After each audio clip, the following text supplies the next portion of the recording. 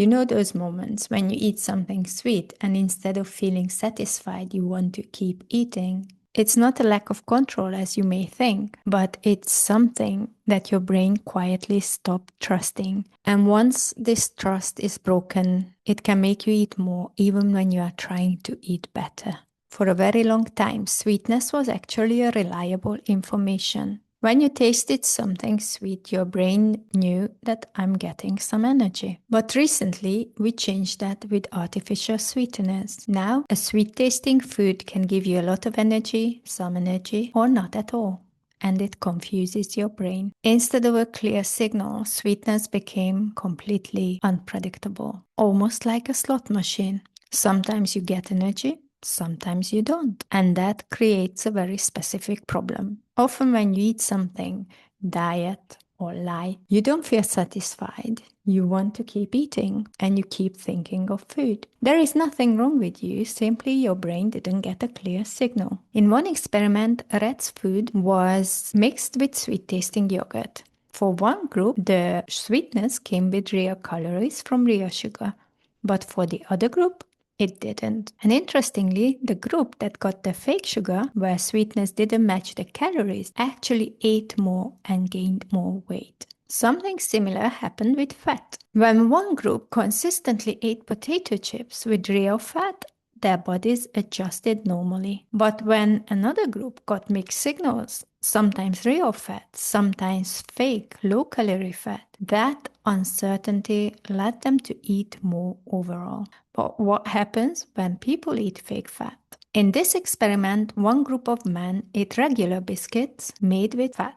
Another group got biscuits with fake fat, and the third group ate biscuits with more fake fat. And the man who had fake fats ate fewer calories for breakfast. But after lunch, dinner, a snack, and again a breakfast the next morning, the calorie gap almost completely disappeared. In total, they ate about the same calories because they compensated by eating more carbohydrates later. As energy from fat was unpredictable, they ate more carbohydrates because your body doesn't just track calories, it tracks something else. In my previous video that you can watch here, I showed you that restricting and then overeating or binging creates an uncertain food situation. Sometimes you get a lot of energy, other times you get hardly anything, right? And this uncertainty drives overeating. Why?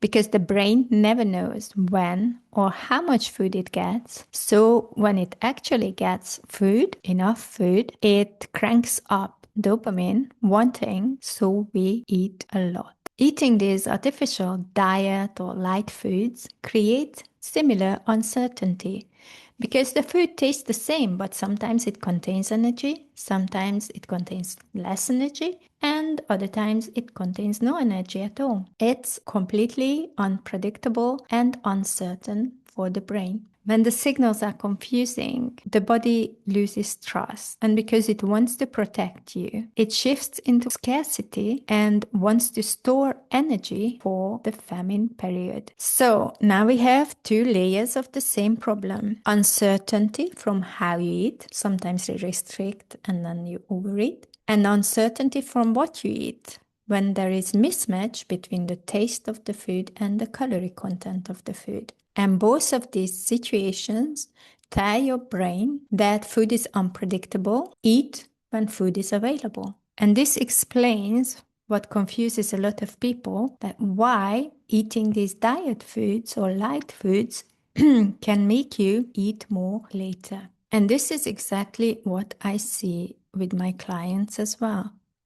I'm Rita May, an emotional eating and binge eating coach, and I've been through this pattern. And what changed this for me and for my clients as well is understanding how to remove this uncertainty around food. And if you are recognizing yourself in this, I created a free video for you. It's called From Food Obsession to Food Freedom. And in this video, I show you the step-by-step process to break free from this pattern so you can enjoy food without overeating or obsessing about it. You can find it in the description. And inside my Outgrow coaching program, we go much deeper. We don't just look at these eating patterns, but also the deeper reasons for your eating issues, the identity, the emotional regulation, the belief system and thought patterns. So the first step to remove this uncertainty is creating consistency and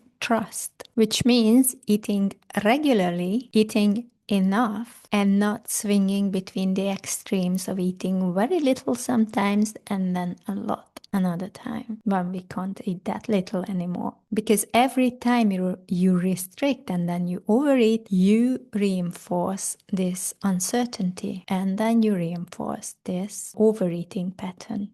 Right? And the same applies for your food choices. Instead of eating these fake foods where calorie and taste is not matching, it's better to eat mostly whole foods, real foods. But the key word here is mostly. You don't have to be perfect about this, but the main goal is to give reliable signals to the brain and the body. And it's also important to actually enjoy what you eat. We want to eat good quality, delicious food that we enjoy instead of eating some diet food that we don't even enjoy and then we crave something else, right? Because when food is satisfying, predictable, and consistent, your body will not need to chase more of it. You won't have so much cravings. And when you don't have so much cravings and physical hunger, it's so much easier to deal with your emotional hunger too. So if you've been feeling like food has this strange power over you, it might not be about control at all. It might be that your body is responding to mixed signals and it's trying to protect you